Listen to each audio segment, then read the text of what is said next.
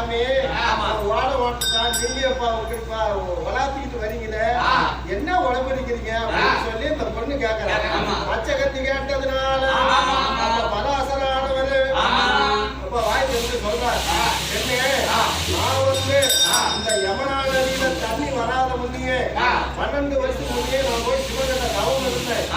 அப்ப 12 வருஷம் தவம் இருந்ததுல எனக்கு ஞானத்துல ஒரு உச்சம் உண்டானது.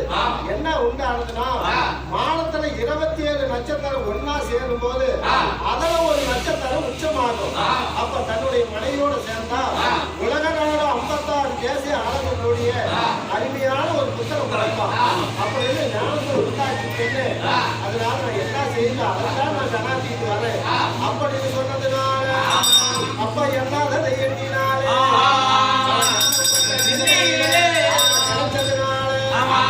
சாமி அப்படின்னு இந்த பொண்ணு அப்படியே அமைதியா போயிட்டு இருந்தாங்க. அப்ப அந்த பராசர் கேட்கிறார், என்ன நான் வந்து ஒன்னோட நான் தொடர்ந்து ஒரு புத்தகம் வேணும் பண்ணேன் அப்படின்னு சொன்னதுனால என்னத்தான் இருந்தாலும் இந்த பெரியவருக்கு ஒரு கைது இருக்குது.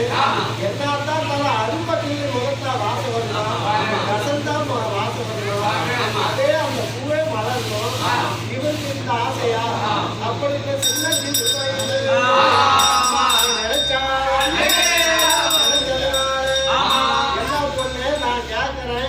கம்மனே போரிய பெண்ணு அப்படின்னு அந்த பொண்ணை கேட்டார். கேட்டதுனால அப்ப அந்த மச்சகண்டி சொல்றா, சாமி எத்தனை இருந்தாலும் இது நமக்கு ஆகாது, நான் சின்ன பொண்ணு என்ன போய் கேட்குறீங்க அப்படின்னு சொன்னதுனால சிறிய பெண்ணை பெரிய பெண்ணாக்குவேன், எளிய பொண்ணு சிறிய பெண்ணாக்குவேன், எனக்கு எல்லாமே தெரியும் பொண்ணு அப்படின்னு சொன்னதுனால இவ்வளவு சொல்றாரு. சரி சாமி அப்படின்னு